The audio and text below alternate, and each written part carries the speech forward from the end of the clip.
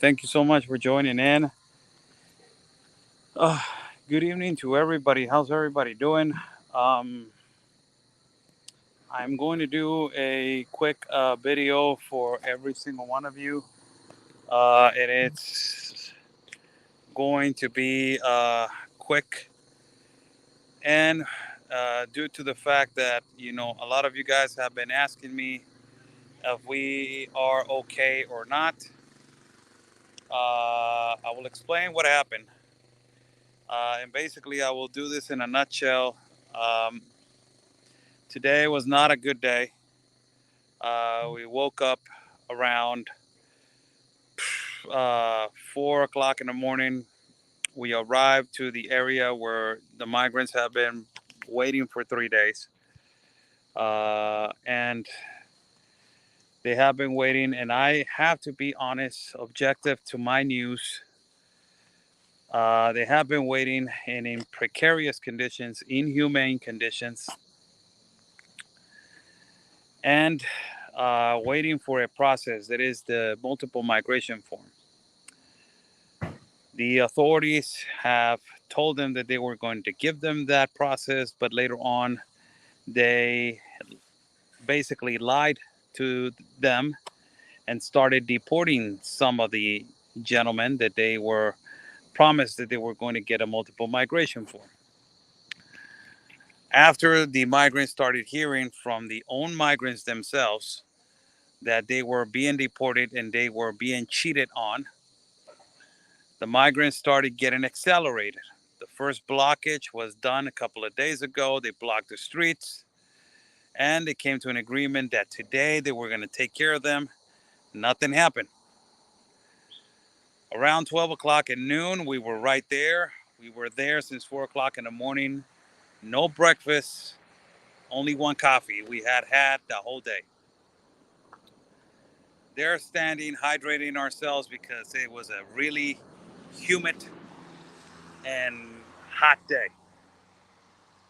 After we were there at 12 o'clock, big confrontation happened with the migrants, and the tension grew as they heard that they were not going to be attended.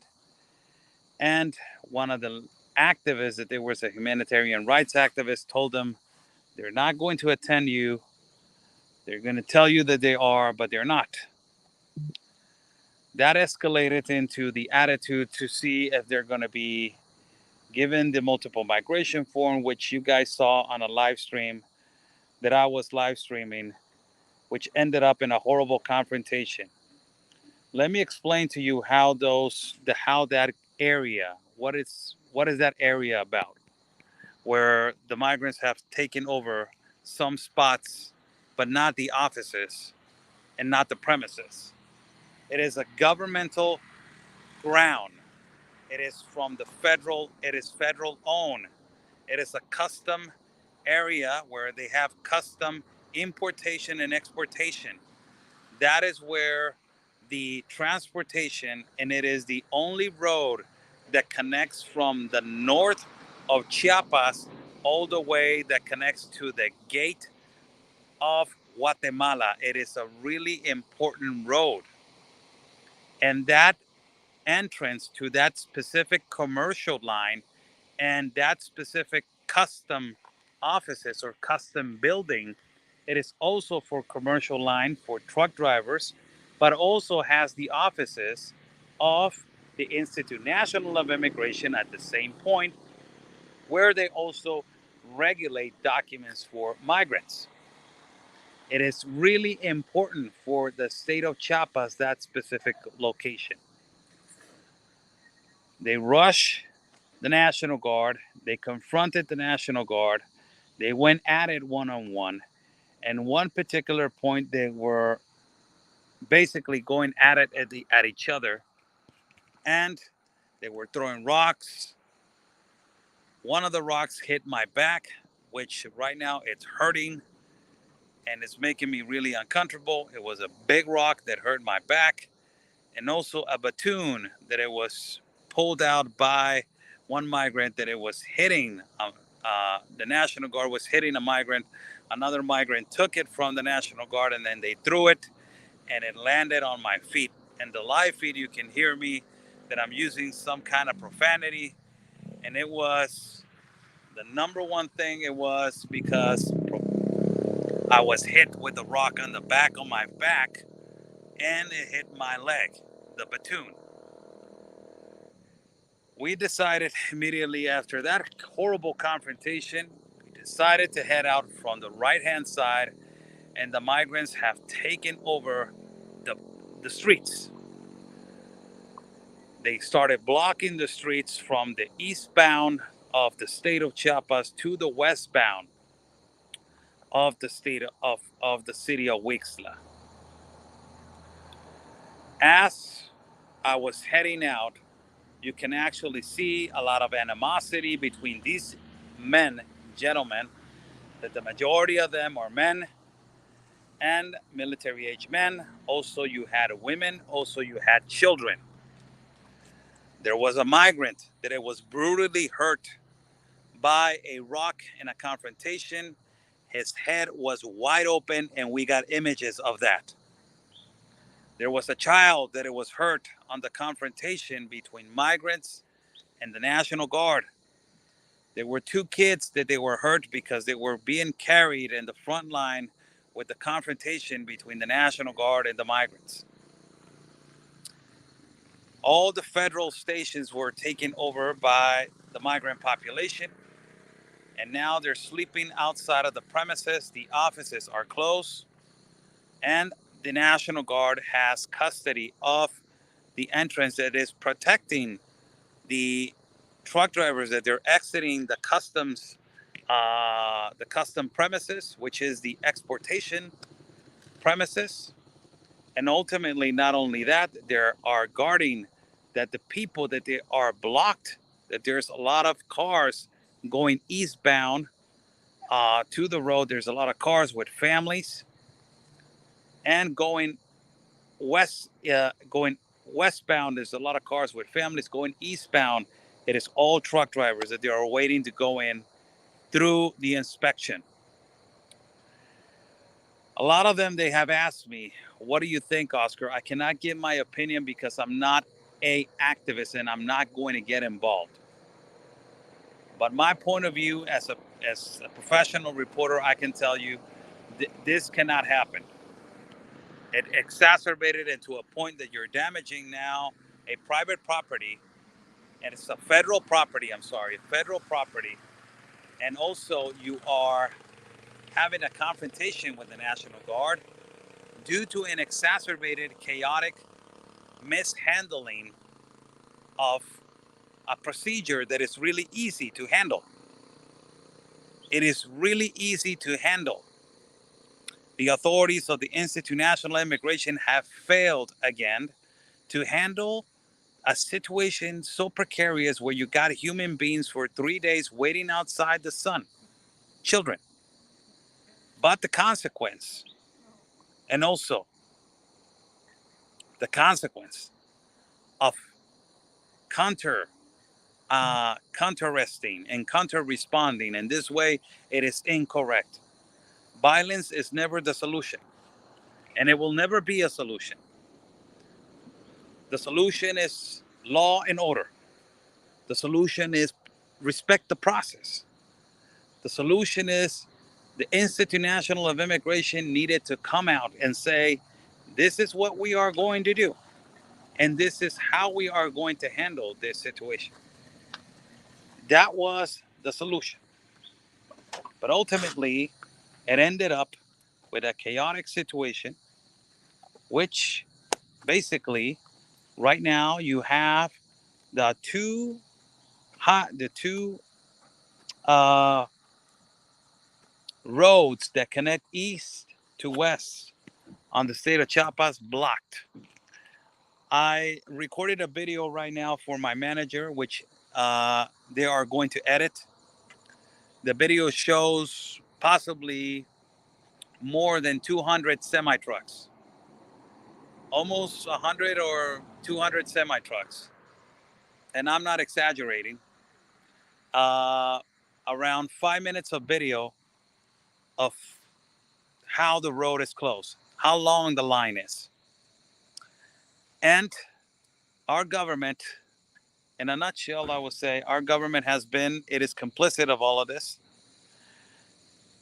This tells you that we need a regulated, filter, documented, peaceful migration into every border in every country. The roads are still blocked. The National Guard is still there.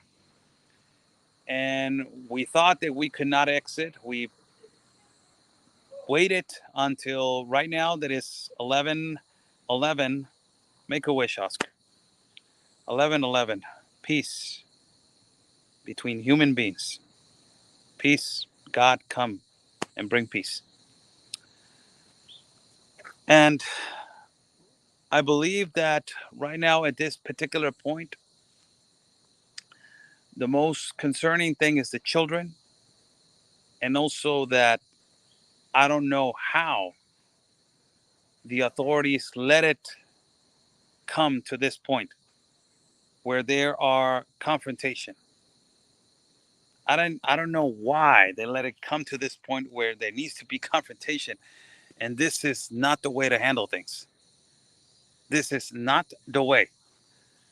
And ultimately, there's people that they have been waiting for 3 days under the sun with no water, no food. Where are all these international organizations?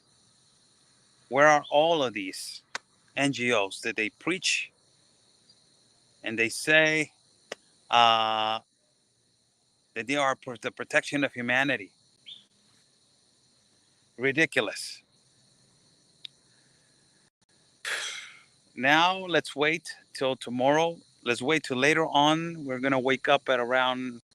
Gonna get a couple of hours of sleep. We haven't eaten nothing, and the whole day I'm about to eat the only thing that they cook on this place.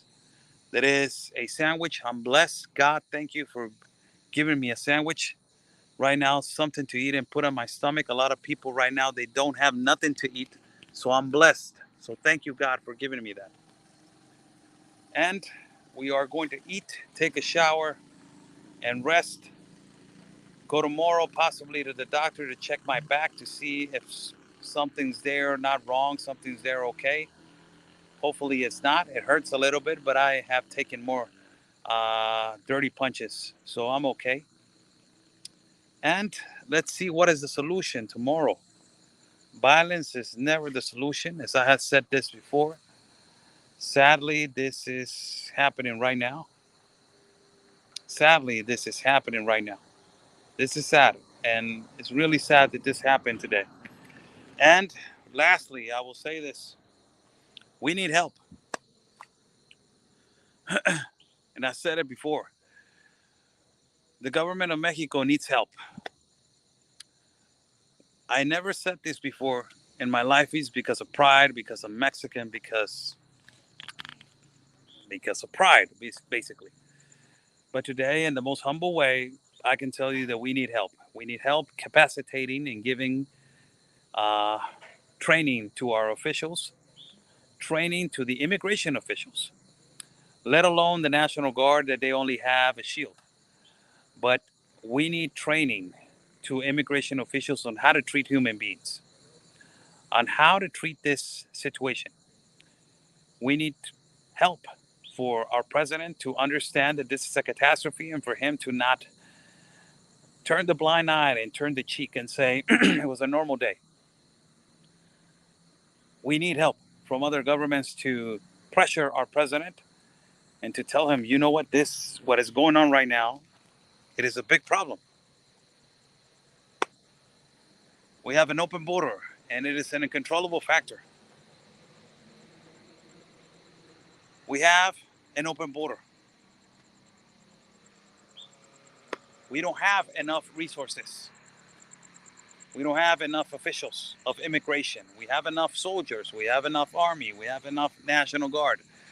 But the immigration officials are not trained correctly to treat a human being, to treat a migrant, to treat a situation like this.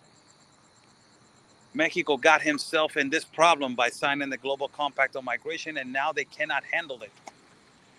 It is collapsed right now. The own official from the Institute of National Immigration said the system has collapsed. As we are collapsing in this circumstance right now, where people are right now, children are sleeping on the floor for 3 more days. Tomorrow is going to be 4 days.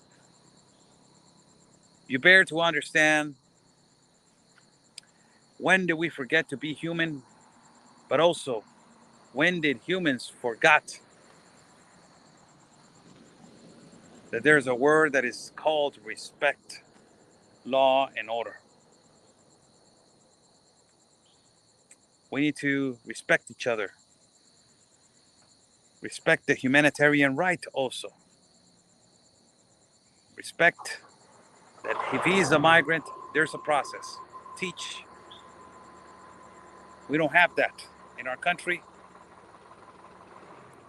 And because of that, we have a chaotic situation that the government of Mexico is not capable of handling.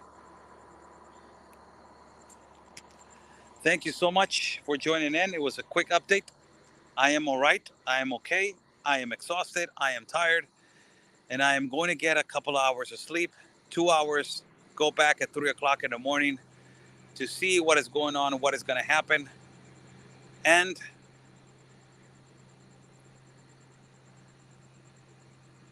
that is it. I'm about to get something to eat. Ya está. My food is ready. And our cameraman, quick, I'm going to say, kudos to my cameraman, that my team is divided like this. Cameraman Manuel, Manny is my cameraman, photographer. Head chief of journalist team, Juan Blanco, and myself. We are 3 of us that we are doing this work for every single one of you. Thank you so much. God bless you all. We're going to go rest. Tomorrow will be another day. Hopefully we will get a peaceful day. Stay safe, and like we always say, peace and love. Like it's always your country's first. God bless.